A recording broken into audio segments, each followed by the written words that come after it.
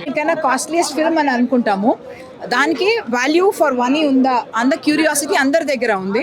But the beauty of it is seamlessly ఒక మహాభారతం నుంచి ఎట్లా మోడర్న్ జనరేషన్ కాకుండా మనకన్నా ముందు ఎట్లా ఉంటుంది అన్నది మోస్ట్ క్యూరియస్ థింగ్. దీనిలో ఏమనిపించింది అంటే to be able to imagine that kind of universe. మనం అనుకుంటాం దీనిలో ఏముండొచ్చు, టెక్నాలజీ వైజ్ ఏముండొచ్చు, ఎట్లా జనాలు బతుకుతారు అన్నది.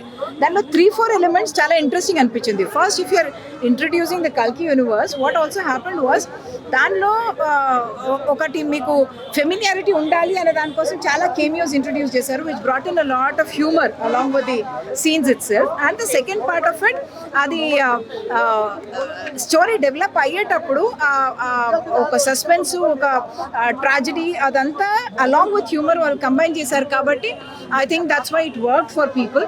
ఒకటి సర్ప్రైజ్ ఎలిమెంట్ ఆఫ్ రాజమౌళి కానివ్వండి, రామ్ గోపాల్ వర్మ కానివ్వండి, ఈవెన్ దిల్